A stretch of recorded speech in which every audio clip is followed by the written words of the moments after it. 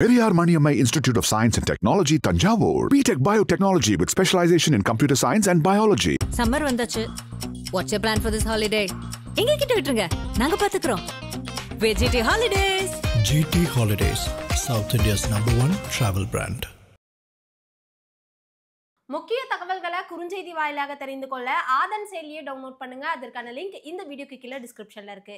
தமிழ் சினிமாவில் இப்போ நிறைய மூவி அப்டேட்ஸ்லாம் வந்துட்டு இருக்கு. அதுலேயும் நம்மளுக்கு ஆல்ரெடி வந்த அப்டேட் தான் வந்து இந்த பென்ஸ் அப்படின்ற சொல்லிட்டு இந்த மூவியோட அப்டேட் அப்பவே என்ன சொல்லியிருந்தாங்கன்னா, ராகவா லாரன்ஸ் வந்து இந்த லீட் ரோல் பண்ணிட்டு இருக்காங்க அப்படின்னாங்க. பட் இது வந்து லோகேஷ் கனகராஜ் யூனிவர்ஸ் இவரோட எல்சியூல தான் வரப்போகுது இந்த மூவின்னு சொல்லியிருந்தாங்க. ஆல்ரெடி கைதி, லியோ, விக்ரம் அப்படின்னு சொல்லிட்டு இந்த எல்லா மூவிஸும் இந்த யூனிவர்ஸ்ல இருந்தாலுமே இப்போ இந்த பென்ஸ்ன்ற மூவி வந்து இந்த யூனிவர்ஸ்ல வரப்போகுது. பட் இதுல இருக்கக்கூடிய ட்விஸ்ட் என்ன அப்படின்னா, அது லோகேஷ் கனகராஜ் வந்து டைரக்ட் பண்ணல, பாக்யராஜ் கண்ணன் தான் வந்து டைரக்ட் பண்றாங்க. அண்ட் அது மட்டும் இல்லாம லாஸ்ட் ஒரு 5 days முன்னாடி வந்துட்டு நிவின் பாலியோட ஒரு ப்ரோமோ வந்து ரிலீஸ் பண்ணியிருந்தாங்க. அவரோட லுக், அந்த மியூசிக் எல்லாமே பயங்கரமா மெஸ்மரைசிங்கா இருந்துச்சு. ஸோ அதுவே வந்து நம்மளால வந்துட்டு எப்படி இருக்கும் அப்படின்னு சொல்லிட்டு ஒரு ஹைப்பை கிரியேட் பண்ணிட்டு இருக்கும் போது இப்போ அடுத்த அப்டேட்டா என்ன கொடுத்திருக்காங்க அப்படின்னா, இந்த மூவில ஹரிஷ் கல்யாணும் ஜாயின் பண்றாங்க அப்படின்னு சொல்லியிருக்காங்க. ஸோ இந்த காம்பினேஷன், அதாவது ராகவா லாரன்ஸா இருக்கட்டும் அண்ட் அடுத்து இப்போ நிவின் பாலி அண்ட் மியூசிக்குமே வந்து சாய் அபியங்கர் பண்ணியிருக்காங்க. இப்போ வந்துட்டு இல்லை ஹரிஷ் கல்யாண் ஜாயின் பண்ணியிருக்காங்க அப்படின்னா அது ஒரு எக்ஸ்பெக்டேஷன் ஒரு லெவல் வந்து ஜாஸ்தி பண்ணிருச்சுன்னே சொல்லலாம். ஏன்னா ஹரிஷ் கல்யாண் தொடர்ந்து லீட் ரோல்ல தான் வந்து படங்கள்ல நடிச்சுக்கிட்டு இருக்காரு. இப்போ இந்த படத்துல வந்து ஏற்கனவே நிறைய பேர் நடிக்கிறதா வந்து சொல்றாங்க. இந்த படமுமே ஒரு மல்டி ஸ்டார் ஃபில்மா இருக்கும்போது ஹரிஷ் கல்யாண் எப்படி இந்த படத்துக்கு ஓகே சொன்னாரு அப்படிங்கிற நிறைய கேள்விகளும் இந்த நேரத்துல எழுந்துகிட்டு இருக்கு. காரணம் என்ன அப்படின்னா, இந்த ப்ரொடக்ஷன் கம்பெனி கூட ஹரிஷ் கல்யாண் அவர்கள் லீட் ரோல்ல ஒரு படம் பண்றாராம். அதனாலதான் வந்து இந்த படத்துல சைட் ரோலா இருந்தாலும் பரவாயில்ல, ஒரு நல்ல கேரக்டரா இருக்கு அப்படிங்கிறதுக்காக ஓகே சொன்னதாகவுமே நிறைய விஷயங்கள் பேசப்பட்டுக்கிட்டு இருக்கு. எஸ்டிஆரை பத்தி ரீசெண்ட் டைம்ல நம்ம நிறைய விஷயங்கள் பேசிக்கிட்டு இருக்கோம். இப்போ எஸ்டிஆரை பத்தி என்ன ஒரு விஷயம் டாக் ஆஃப் த டவுனா இருக்குன்னா, வெற்றிமாறன் கூட எஸ்டிஆர் காம்போவை தான் வந்து எல்லாருமே எதிர்பார்த்துக்கிட்டு இருக்காங்க. ரீசெண்ட் டைம்ல தான் இந்த அப்டேட் வந்திருந்தது. ஆனா இந்த அப்டேட் எவ்வளோ ஸ்பீடா போய்கிட்டு இருக்குன்னா, இந்த மந்தோட எண்டுலயே வந்து இந்த படத்தோட ஷூட்டிங் வேலைகள்லாம் ஸ்டார்ட் ஆக போகுதா. ப்ரீ ப்ரொடக்ஷன் வேலைகள்லாம் ஸ்டார்ட் ஆனது மட்டும் இல்லாம ஒரு மேக்கிங் வீடியோ கிளிம்ஸ் மாதிரி வந்து ரெடி பண்ணியிருக்காங்க. இந்த மாதத்தோட எண்டுல வந்து அந்த கிளிம்ஸ்மே வரப்போகுது அப்படிங்கிற மாதிரி ஒரு செமையான அப்டேட் வந்திருக்கு. இதை கேட்கும் போது எஸ்டிஆரோட ஃபேன்ஸ் எல்லாம் செம்ம ஹாப்பியா இருக்காங்க. இதெல்லாம் ஒரு பக்கம் இருந்தாலும் வட சென்னை அப்படிங்கிற ஒரு படத்தை வந்து நம்ம எல்லாருமே ரொம்ப எதிர்பார்த்துக்கிட்டு இருக்கோம். ஏன்னா தனுஷ் தான் இந்த படத்துல லீட் ரோல் பண்ண போறான்றது தெரியும். ஆனா வட சென்னை படத்தோட பார்ட் 2ல வந்து எஸ்டிஆர் தான் ஹீரோன்னு ஒரு கும்பல் சொல்லிக்கிட்டு இருக்கு. ஆனா அது எந்த அளவுக்கு உண்மைன்னு தெரியல. கூடிய சீக்கிரம் அனௌன்ஸ்மெண்ட் வந்ததுன்னா அது வட சென்னையா இல்ல எஸ்டிஆருக்காக வெற்றிமாறன் சொன்ன வேற ஒரு கதையா அப்படிங்கிறது தெரியும் அப்படின்னு நினைக்கிறேன். கண்டிப்பா எஸ்டிஆரோட கம்பேக்கு வந்துட்டு நிறைய பேர் வந்து சப்போர்ட் கொடுத்துட்டு இருக்காங்க. அதுவே வந்து எப்படி அவர் ஸ்டேஜ் ஏறுறது இதெல்லாம் பாக்குறதே வந்து நம்மளுக்கே கூஸ் பம்ப்ஸ் கொடுத்துட்டு இருக்கு. பட் என்னதான் எஸ்டிஆர் கம்பேக் வந்து அந்த அளவுக்கு மாசா இருந்தாலும் தனுஷோட ஃபேன்ஸை விட்டு கொடுக்க மாட்டாருன்றது தான் நான் நம்புறேன். ஸோ வெற்றிமாறன் வந்து தனுஷ்காக வச்சிருக்க வட சென்னை 2 வந்து அப்படியே தான் இருக்கணும்ன்றது நான் நம்புறேன். ஸோ அது என்ன இருக்கு அப்படின்றது அஃபிஷியல் அனௌன்ஸ்மெண்ட் வரும்போது தெரிஞ்சுக்கலாம். சரி, இதெல்லாம் ஒரு பக்கம் போயிட்டு இருக்கு. சூர்யாவை எடுத்துக்கிட்டோம்னா, சூர்யாவோட 46 ஃபிலிம் வந்துட்டு இன்னைக்கு ஹைதராபாத்ல வந்து ஷூட்டிங் ஸ்டார்ட் பண்ணிட்டாங்க. இந்த மூவி வந்துட்டு ஆல்ரெடி வந்து ஒரு இன்ஜின் சம்பந்தப்பட்ட படமா எடுக்கிறதா வச்சிருந்தாங்க. பட் சூர்யாவோட ரெக்வெஸ்ட்டுக்கு அப்புறம் இந்த மூவி வந்து ஒரு ஃபேமிலி ஜானர்ல எடுக்கலாம் அப்படின்னு சொல்லிட்டு இந்த மூவியோட கதைகளை கொஞ்சம் மாத்திருக்காங்க அப்படின்னு சொல்றாங்க. இந்த படத்துல வந்து சூர்யா மெயின் ரோல் ஆகும் அண்ட் இவங்களோட பார்ட்னரா வந்துட்டு மமிதா பைஜு வந்து இந்த இடத்துல நடிச்சிருக்காங்க. அண்ட் ஜிவி பிரகாஷ் மியூசிக்ல இது வந்து ஸ்டார்ட் ஆகிருக்கு.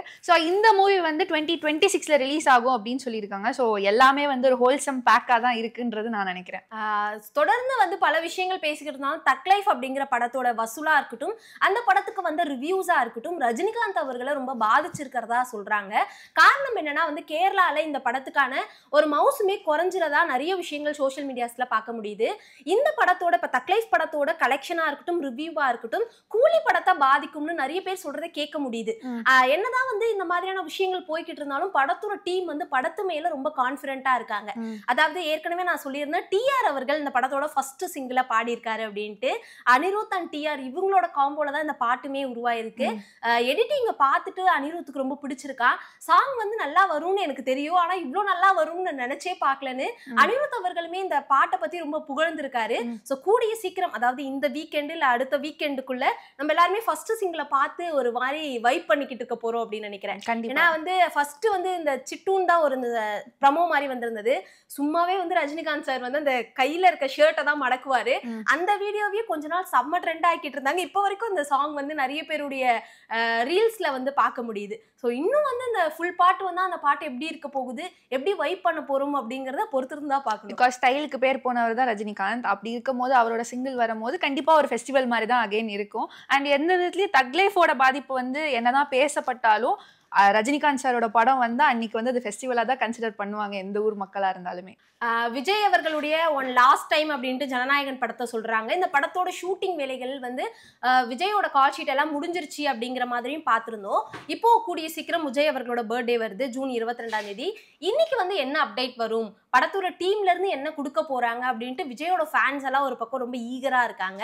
ஆனா துறை வட்டாரங்கள்ல அந்த படத்துல இருந்து வந்து டீசர் வரும் அப்படின்னா ஃபர்ஸ்ட் சிங்கிள் வரும் அப்படின்னு சொல்றாங்க. ஆனா அது எந்த அளவுக்கு வந்து நம்பர் அளவுக்கு இருக்கு அப்படின்னு தெரியல. ஏன்னா இந்த படம் வந்து 2026 தான் வந்து ரிலீஸ் ஆக போகுது. பெரிய லாங் இருக்கு. ஜூன்னா அடுத்து ஒரு 6 மாதம் இருக்கு. இந்த இவ்வளோ டியூரேஷன்ல வந்து டீசரோ இல்ல ஃபர்ஸ்ட் சிங்கிளோ கொடுத்துட்டா படத்துக்கான ஹைப்பு குறைஞ்சிரும் அப்படிங்கிறதுக்காக படத்தோட டீம் என்ன பண்ண போறாங்க அப்படிங்கிற ஒரு கேள்வியும் இருக்கு. ஆனா என்னைய பொறுத்த அளவுக்கு இந்த படத்தோட வைண்ட் அப் போட்டோஸ் இருக்கு இல்லையா, அதை போட்டோவாவோ இல்லைன்னா படத்தோட ஷூட்டிங் ஸ்பாட்ல வந்து இப்போ வந்து ஒரு மேக்கிங் வீடியோலாம் எடுக்கிறாங்க. அது வந்து ஒரு ட்ரெண்டிங்காவே இருக்கு. ஸோ அந்த மாதிரி வீடியோவாவோ வந்து நம்ம எதிர்பார்க்கலாம். என்னதான் இருந்தாலும் விஜய் அவர்கள் வெளியே வருவாரு. அவரோட பர்த்டே அன்னைக்கு ஏதாவது ஒரு சர்ப்ரைஸ் காத்துக்கிட்டு தான் இருக்கு. அவர் என்னதான் வந்து சினிமாவில் ரொம்ப பிஸியா இருந்தாலும் அரசியல்ல அவரோட பயணம் வந்து தொடர்ந்துகிட்டே இருக்கு. இப்ப கடைசியா கூட வந்து 10th 12th நல்ல மார்க் எடுத்தவங்களுக்கு 1ஆம் மற்றும் 2ஆம் கட்டமா வந்து அவார்டெல்லாம் கொடுத்திருந்தாரு. அதை பத்தியும் நிறைய விஷயங்கள் நம்ம பேசியிருந்தோம். இன்னும் கூடிய விரைவில் 3ஆம் கட்ட அவார்ட் ஃபங்க்ஷனும் நடக்க போகுது. ஸோ அதை பற்றியும் நிறைய விஷயங்கள் பேச போகிறோம்னு நினைக்கிறேன். ஸோ நேற்றே நம்ம வந்து பேசியிருந்தோம், நம்ம வெங்கட் பிரபு இயக்கத்தில் வந்து சிவகார்த்திகேயன் நடிக்க போறாரு அப்படின்னு சொல்லிட்டு. ஸோ ஆல்ரெடி வெங்கட் பிரபு வந்துட்டு மாநாடு அப்படின்னு சொல்லிட்டு அவர் படம் டைரக்ட் பண்ணியிருந்தாங்க. ஸோ எஸ்டிஆர் வச்சு. இப்போ எஸ்டிஆருக்கு வந்து கால் ஷீட் இல்லாமல் பயங்கர பிஸியாக போயிட்டு இருக்கிறதுனால இந்த படம், அதாவது சிவகார்த்திகேயன் வச்சு எடுக்க போகிற ஃபிலிம் வந்து மாநாடு 2 இருக்கலாம் அப்படின்னு சொல்கிறாங்க. மாநாடே வந்துட்டு பயங்கர பிளாக் பஸ்டராக போயிட்டு இருந்த ஒரு ஃபிலிம் தான். பிகாஸ் அந்த ஃபிலிம் வந்து தமிழில் ஃபர்ஸ்ட் எடுக்கப்பட்ட டைம் லூப் ஃபிலிம் அப்படின்னா இந்த ஃபிலிமை சொல்லலாம். ஸோ அதோட பார்ட் 2 வந்துட்டு சிவகார்த்திகேயன் நடிப்பாரா இல்லையா அப்படின்னு சொல்லிட்டு எந்த ஒரு அஃபிஷியல் கன்ஃபர்மேஷனும் இல்லை. ஸோ அஃபிஷியல் நியூஸ் வர வரைக்கும் வெயிட் பண்ணலாம். Periyar Maniammai Institute of Science and Technology, Tanjavur. BTech Biotechnology with specialization in computer science and biology.